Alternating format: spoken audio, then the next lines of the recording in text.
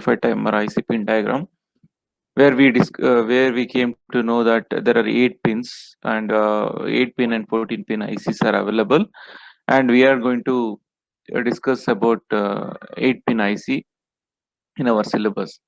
So, and we have also discussed about the features and applications where we are going to use this. All those things we have discussed.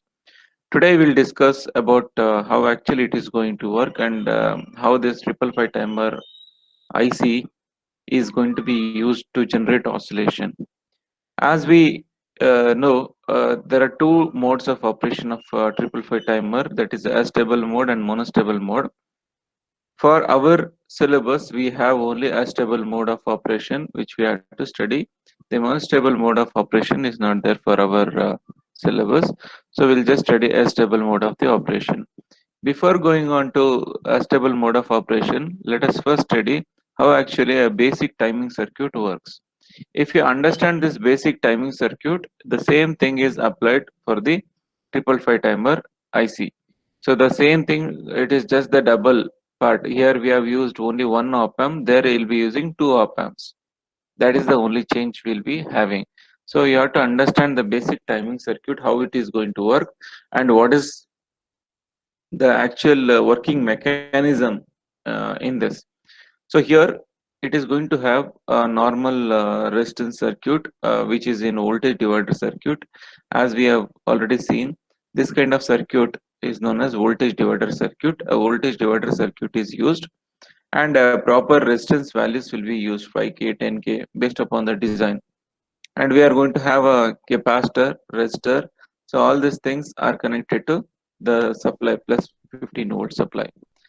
And we'll be having a transistor again, which is in a CE mode, common emitter configuration mode, and whose collector will be connected to the capacitor terminal.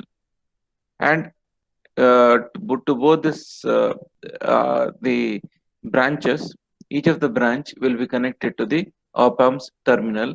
Since op amp is having two terminal, non-inverting terminal and inverting terminal, each branch is connected to one terminal of the op amp, and the output of the op amp is given to the flip flop.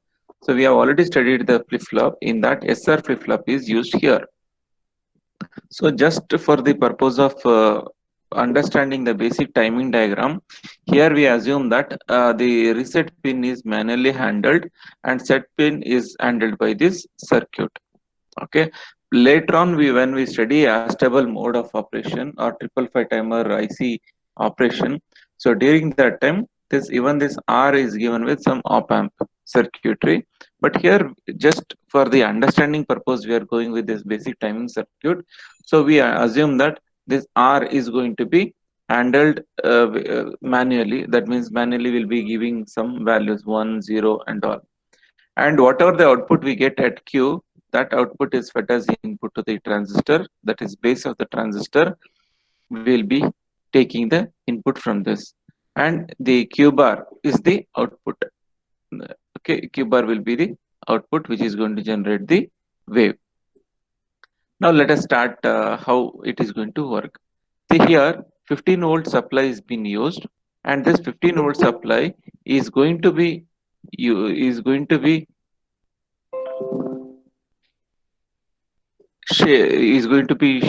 shared among the two terminals.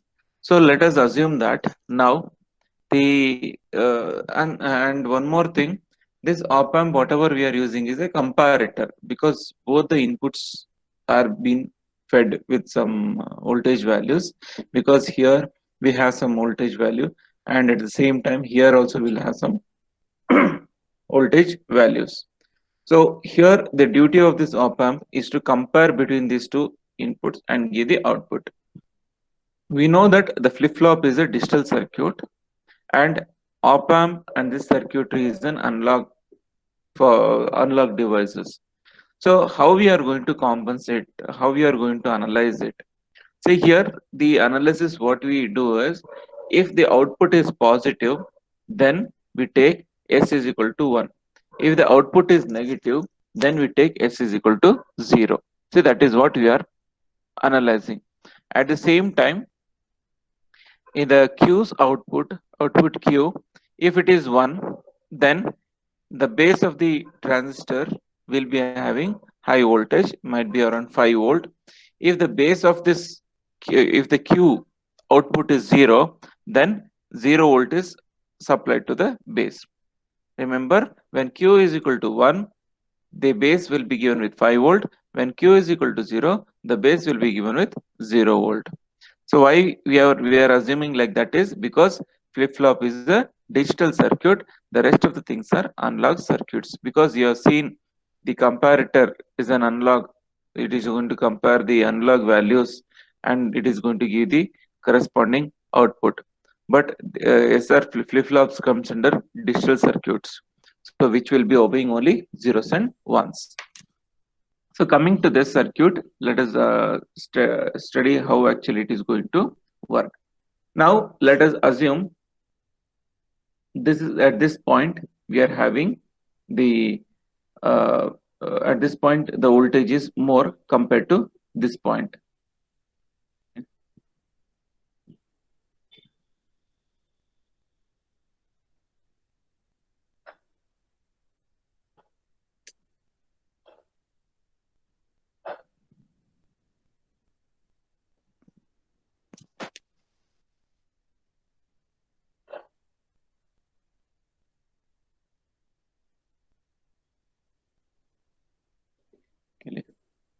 So at this point the voltage is more.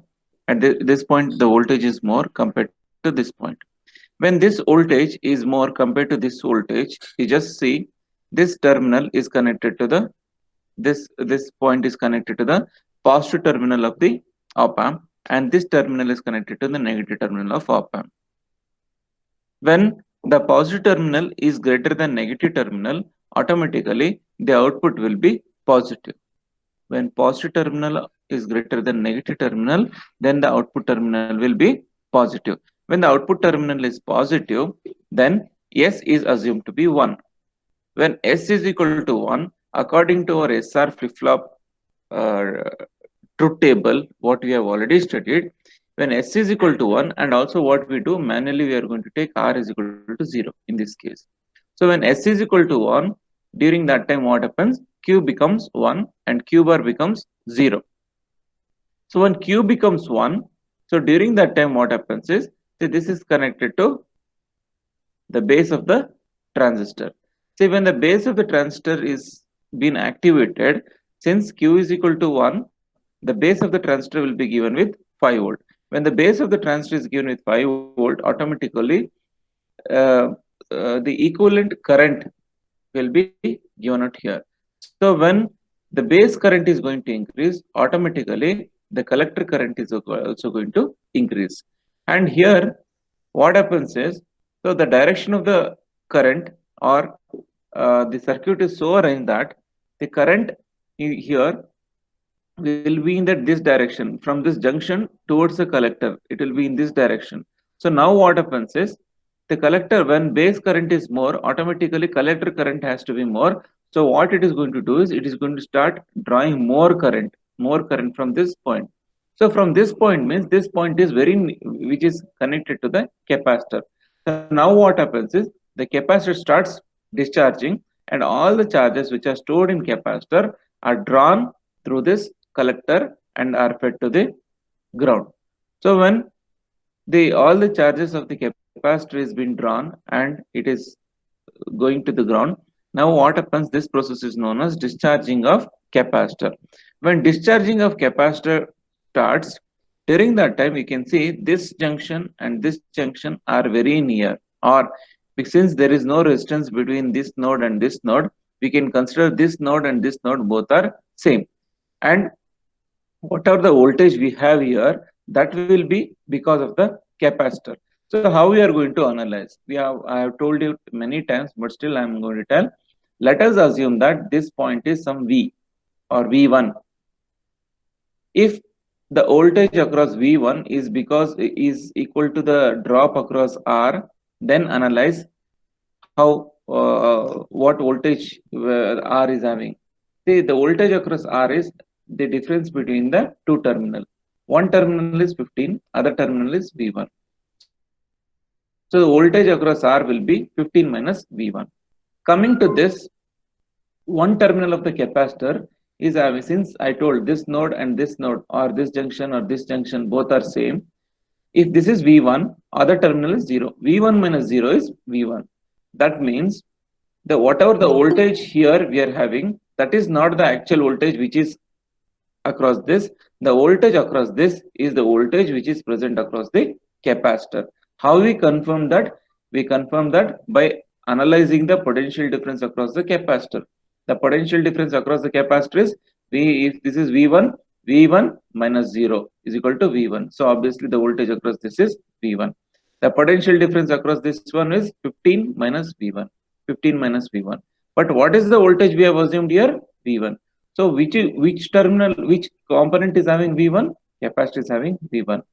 So now when the capacitor is going to discharge completely through this transistor, during that time what happens is during that time the capacitor is going to discharge completely. When it is going to discharge, automatically the voltage at this point becomes lesser than this point. When the voltage at this point it becomes lesser than this point, what happens? The negative terminal becomes greater than positive terminal. When negative terminal becomes greater than positive terminal, automatically the output will be negative. When output is negative, as we have already assumed, when output is negative, automatically S is treated as 0. When S is treated as 0, according to our SR flip-flop truth table, when set is 0, automatically Q will be 0. When Q is 0, what happens? The base voltage given to this transistor will also be 0. When the base voltage is 0, corresponding current will also be 0. During that time, what happens? When base is 0, automatically this transistor is going to switch off. When this transistor is going to switch off, automatically the current drawing capability of this transistor will also stop. So this collector which was drawing current will stop drawing the current from capacitor. So now what happens? During that time, the capacitor again starts charging through this path. Through this path R, the capacitor starts charging. When the capacitor starts charging and the voltage across the capacitor is keep on increasing, and the voltage across this terminal, that is this terminal is the voltage across capacitor increases. That means when the capacitor increases to the voltage which is greater than this voltage, automatically what happens is the positive terminal again becomes greater than negative terminal. So now what happens? Again the output becomes positive, S becomes 1, Q becomes 1. Then again the base is activated. When base is activated, the collector is going to start drawing the current. When collector starts drawing the current, again the capacitor is going to discharge. This process is going to keep on continuing, and this process is illustrated by this diagram. See here, initially the capacitor value was 0. Through R, the capacitors started charging. So capacitors keep on charging. So when the capacitor is charging, during that time, what we have taken, when capacitor is charging, that time is taken as Q is equal to 0 and Q bar is equal to 1. So when Q bar is equal to 1 and Q is equal to 0, that is the state where the capacitor is charging. So obviously, when the capacitor is charging, the output is given as square wave, like this, on time. Okay, this Q bar is considered as output now. So now when this is charging, or when the non-inverting terminal is lesser than negative terminal, during that time this Q bar becomes 1. When Q bar becomes 1, automatically the output becomes high. In the next case, again, when the capacitor is going to discharge and again it is going to charge. So while discharging, what happens? This output becomes 0. And again, when this output becomes 1, then the capacitor again starts charging. So this process is going to keep on continuing. Because of this, we are able to produce a waveform or a pulse which is on, T on, T off. On means positive cycle, off means 0 reference line. So we will be getting square wave because of the operation of the transistor like this. So by how we are going to find out the different values of different values of voltage across this terminal. By voltage divider rule, we are going to find out. So here, as I told here, the voltage across this point is the same voltage which is lying across capacitor. The same way, the voltage at this terminal is the voltage across R2. How it is R2, or how we can say the voltage drop across R2 will be same as the voltage across this junction? Let us analyze. The voltage drop across R1 is what? 15, because it is connected between 15 and this terminal. If I take this terminal as V2, then the voltage drop across R2 is 15 minus V2. That is the voltage across the resistance R1. Suppose if I am going to analyze the voltage across R2, then it is, if this is V2, V2, this is grounded, V2 minus 0, that is equal to V2. That means the voltage across R2 is equal to V2, but the voltage across R1 is 15 minus V2. So, but we have already assumed that the voltage across this one is V2. Which component is matching with this voltage? R2's voltage drop is matching with this voltage. Hence, we tell the voltage across R2 is the voltage which is lying across the negative terminal of the op amp. So, how we are going to find it mathematically? Mathematically, we can find it out by using voltage divider rule. So, we take VCC, main voltage, into R2. This is the point where we want to find the voltage. R2 divided by sum of the resistance, and we got 10 volt.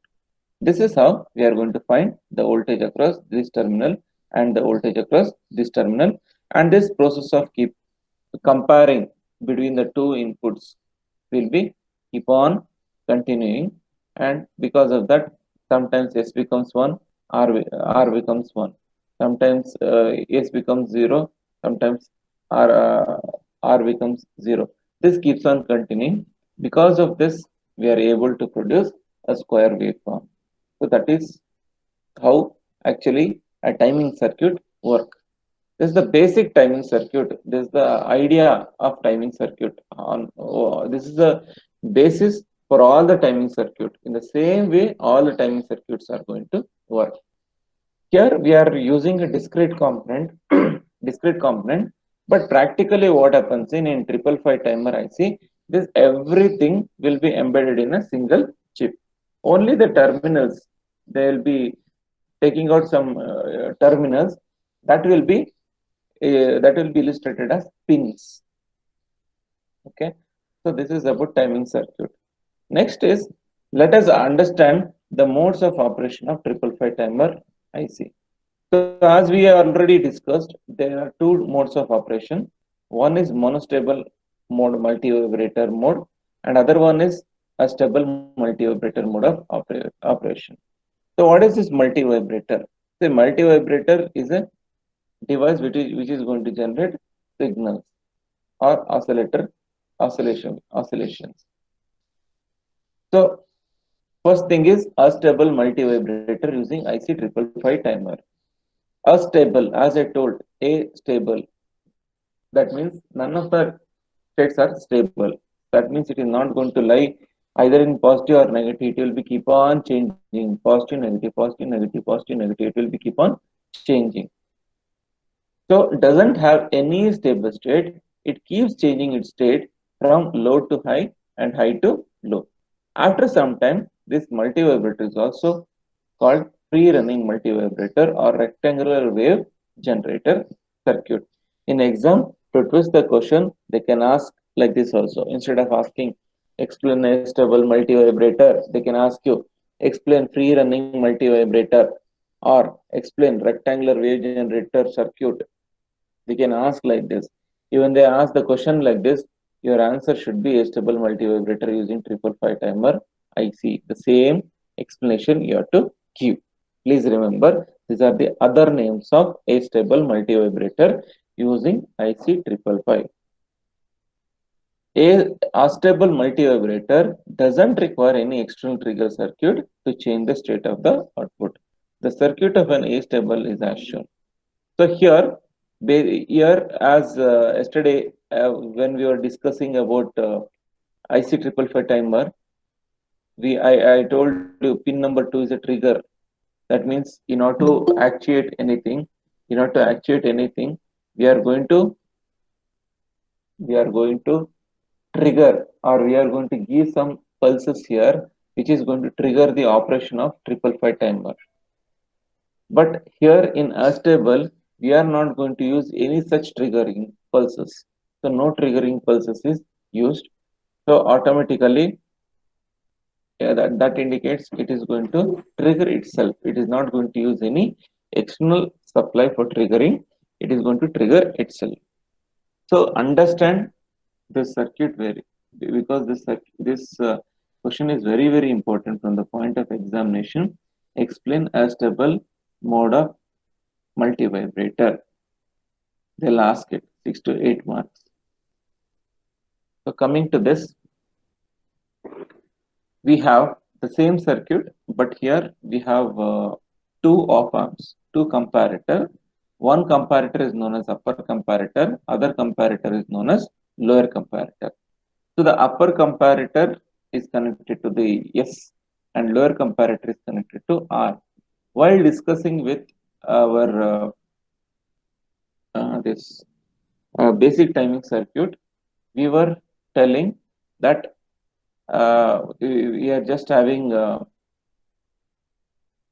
R is given manually, but here we are giving R with an op-amp. That op-amp is working like comparator, and that comparator is known as lower comparator. UC means upper comparator, LC means lower comparator. So it is going to compare for both the input levels, and it is going to decide whether S is equal to 1 or R is equal to 1. Based on this S and R value, the output is going to be designed. And remember, in this case, whatever we get across Q bar, that will be the output.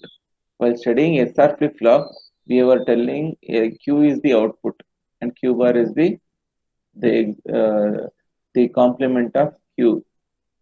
But here at Q bar only we are taking the output. Whatever we get at Q bar, that will be our output. Don't get confused. And all this numbers, whatever we have written in bracket, shows that these are all the pins of the 555 timer IC. So again, for the proper understanding, we are given with the discrete component, and this is actually the 555 timer, how we are going to use in our real-time application. Just an IC. In this IC, entire thing will be there. So this entire thing, the op-amps, flip-flop, everything will be embedded in this IC. Okay. So in the exam, just see the question and answer. So don't think that this circuit is simple. We'll just put a block and we'll write it.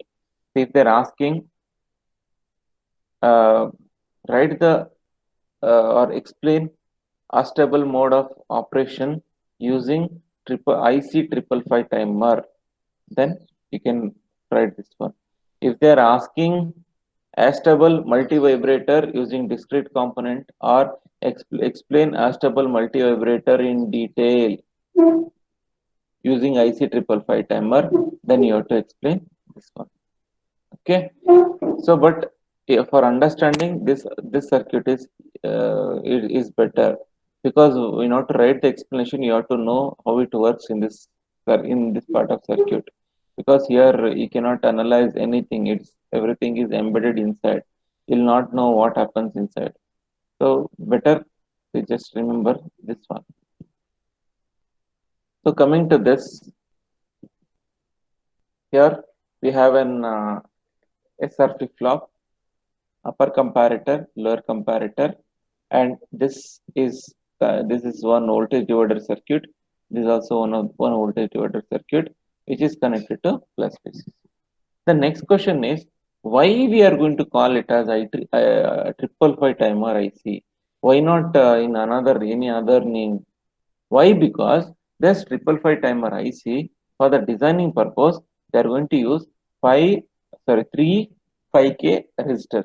This is one 5 kilo ohm resistor, This is one 5 kilo ohm resistor. This is one 5 kilo ohm resistor. They're using three 5 kilo ohm resistors for the designing purpose. Since they're using three 5k kilo ohm resistors for the designing of this IC, it is known as IC 555 timer. Since they are using three 5k resistor, it is known as 555 timer. Please remember this. Now coming to this branch is connected. You can see that the first branch is connected to the, the inverting terminal of the upper comparator and the non-inverting terminal of the lower comparator. This branch is connected to non-inverting terminal of upper comparator and inverting terminal of lower comparator.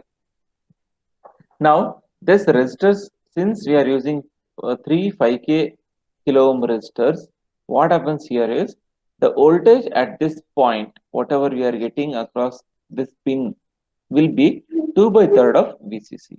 Why it happens like that is because of the presence of this 5 kilo ohm.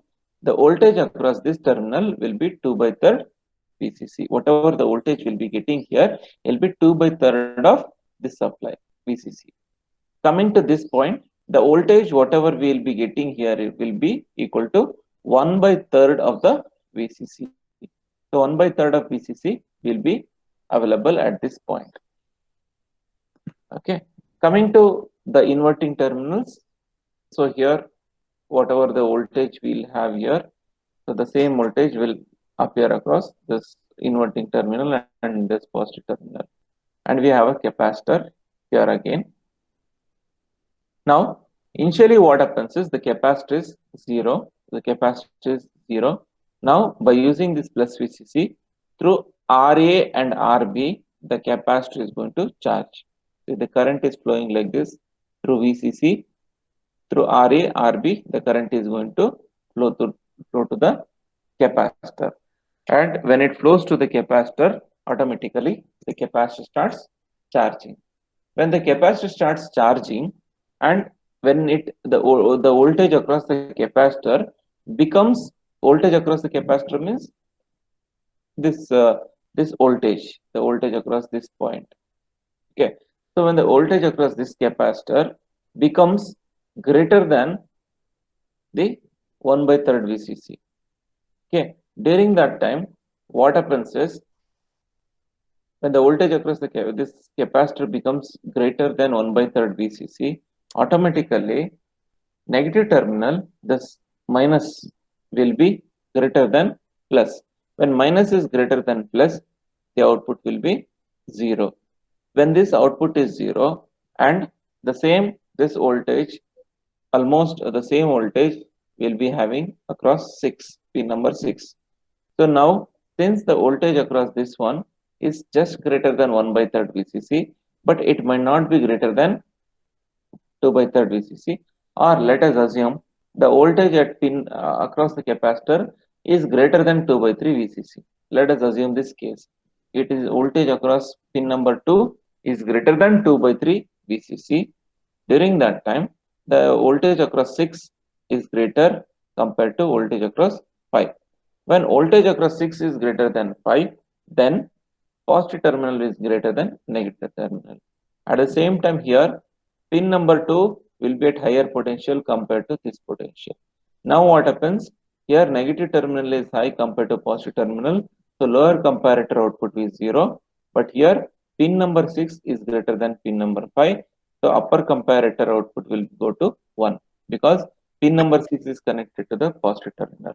The output goes to 1.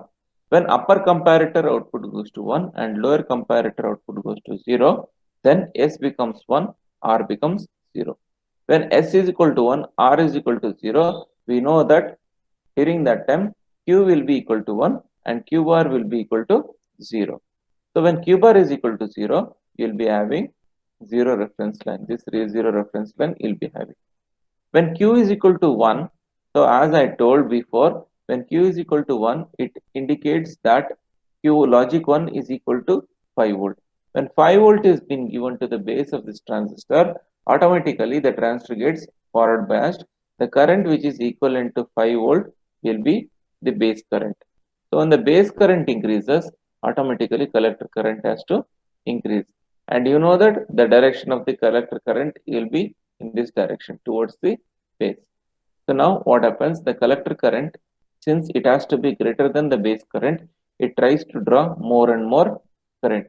When it tries to draw more and more current, during that time, what happens is the capacitor which was charged to this point now, the capacitor starts discharging. The discharge current which it will be flowing through this transistor and it will be going through emitter to the ground. So capacitor discharges through RB, but it charges through RA and RB. Please remember, for charging it uses this path. RA, RB is used to charge, but for discharging it uses only RB pin number 5. Through that it is going to the collector terminal of the transistor, and later on through the emitter it is going to ground. When the capacitor starts discharging like this, and when the voltage across pin number 6 it becomes lesser than 2 by 3 VCC. Also, when the voltage across pin number 2 becomes lesser than 1 by 3 VCC, automatically what happens here, pin number 5 becomes greater than pin number 6, that is inverting terminal becomes greater than non-inverting terminal. At the same time here, since this is smaller compared to this, the non-inverting terminal becomes greater than inverting terminal. When plus is greater than minus, automatically output becomes positive here. And since here negative is greater than positive, output becomes negative. So we know that when negative sign indicates 0, logic 0, positive sign indicates logic 1. S is equal to 0, R is equal to 1.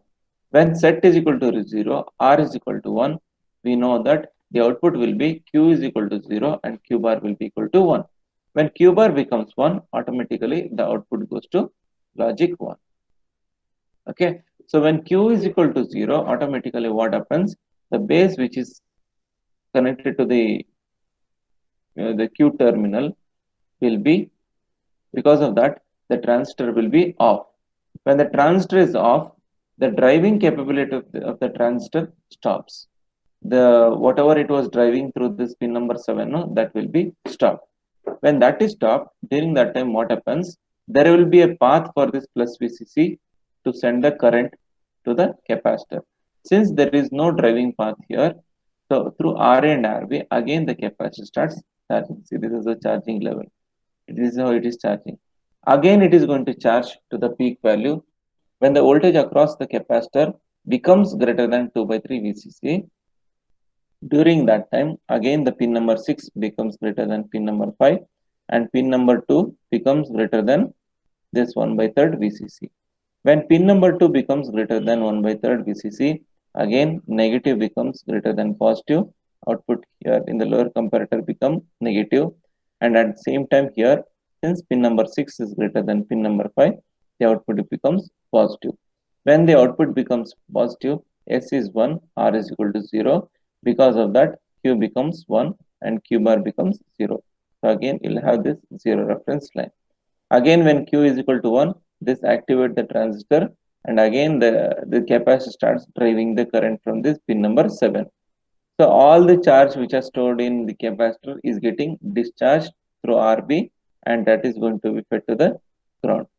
So meanwhile, Q bar, since it is 0, it will be 0, and Q is going to discharge the capacitor. So the capacitor is going to discharge. So this process will be keep on continuing. Because of that, we'll be able to produce the square wave. So let us see in the diagram. So this is how it is going to generate. So this is the charging of the capacitor. While charging, you have seen that when capacitor charges, Q bar will be 1. When Q bar is 1, you'll get output as logic 1. When the capacitor is discharging, you have seen Q is equal to 1. When Q is equal to 1, this Q bar will be 0. When Q bar is equal to 0, output will also be 0. Again, when the capacitor starts charging, so we know that the capacitor starts charging only when Q is equal to 1. So when the capacitor is charging, again, we are going to get logic 1. Again, when it is discharging, we get logic 0. So because of this charging and discharging process, we are able to produce the waveforms like this. And by properly adjusting RA, RB, and C value, we can adjust the width of this time period. So whatever the time period we are having, T on is this is the T on time, and this is the T off time. So this T on and T off, we can adjust by properly designing RA, RB, and C value. By properly adjusting these three components, we are able to produce the variation in the wave output waveform, the width. We can make on time as more compared to off time, or we can make off time as more compared to on time. So in this case, on time is more compared to off time. Off time is lesser. But by properly adjusting this RA, RB, and C, we can make on time as less and we can make off time as more. We can extend the off time and we can decrease the on time. There is some small derivation related to this. It is easy to understand, so you need to just concentrate. So here, the total time period of the cycle T is equal to Tc plus Td. Tc means charging time, Td means discharging time. So frequency can be written as inversely, because we know that frequency is inversely proportional to time. F is equal to 1 divided by T. T means Tc plus Td, charging time plus discharging time. T on plus T off. T on, the T on happens when discharging. T off happens when charging. So first thing, the charging time we are considering. The voltage across the capacitor is given by. So this is the basic formula we are having. Vc is equal to Vcc into 1 minus e to the power of minus t by Rc. So here T means time period, what time period you are going to consider, and VCC is nothing but that is the supply whatever we have. So this equation can be rewritten in this format. If there is some initial voltage present, the voltage expression for capacitor changes and given by.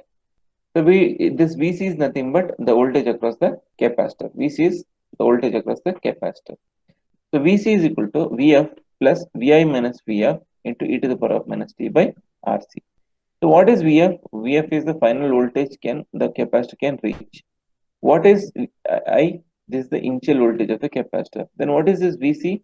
Vc is our the capacitor voltage. During charging time Tc, the initial voltage of the capacitor is 1 by third Vcc. We have assumed initial voltage is 1 by third Vcc. Now, Vc is equal to 2 Vcc by 3. So it might be 1 by third Vcc or it might be 2 by third Vcc. Both the chances we are having. So here, what is the difference between 1 by third VCC and 2 by third VCC is 2 by third VCC is the state which it is going to reach. What is this Vi? Vi means what is the state it is actually having now, initially. So while starting to charge, what is the amount of voltage it is having? So here, when the capacitor was charging, it will be able to charge to slightly greater than 2 by 3 VCC, but when it discharges, it will not be allowed to discharge till 0. It can reach only 1 by 3 VCC. So that indicates the initial voltage will be 1 by 3 VCC and the maximum voltage it can reach will be 2 by 3 VCC. So it will be never, once the capacitor charges, it will be never allowed to discharge till 0. It will not be allowed to discharge till 0. It can discharge only till 1 by 3 VCC. So by considering that, we have written here in the same expression, we have rewritten in this form. So this is the capacitor voltage that has to be reached, and this is the final voltage Vi minus Vf. The final voltage means maximum what it can achieve. Maximum is VCC. So that is what, if you are going to allow your capacitor to keep on charging, it can charge till VCC, but that will not happen because of the type of connection we are doing. That will not happen. So this you have to remember. This is the basic equation, and this is the equation which we are done with respect to the T on and T off. So VC is equal to Vf plus Vi minus Vf. e to the power of minus t by RC. During the charging time, the initial voltage of the capacitor is assumed to be 1 by 3rd VCC, and VC is equal to 2 by 3rd VCC, means this is the voltage what it is going to reach, and final voltage is, this is the voltage what it can reach. So this is actually reached, this it can reach, this is what actually it is having right now. This is present value, this is what it is going to reach, this what it can reach. It is just like you are writing exam for 100 marks, you can score 100 out of 100, that is the maximum value, that is VF. Okay, you will score 80 because of some your capabilities to just score 80, that is your VC. Minimum, what is your minimum? Passing marks, 35 or 40. 40 is passing marks, means 40 is your minimum marks. So always you are able to you are able to get 40 marks, but you are getting you can get 80 marks, but at the same time finally you can even try to get 100 marks, but you are not able to get 100 marks. The same way here, the capacitor's initial voltage is 1 by 3rd VCC. It can charge to 2 by 3rd VCC. Also, it can try to charge to VCC. That will not happen. So we substitute the values whatever you have taken here in this case, and we are going to subtract and we'll arrive with this equation. So whatever we can cancel, VCC can cancel, 3 can cancel, minus will get cancelled. So we'll be able to get T on is equal to 0.693 RA plus RBC. So this is the equation we are having. Next, for discharging time, which is considered to be T off. So we tell discharging time as T off, charging time as T on. So here, discharging, you can see while discharging, the voltage across the voltage that is reached is 2 by 3rd VCC.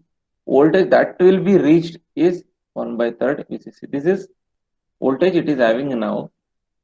This is voltage what it is going to reach. Now this becomes VI and this becomes VC.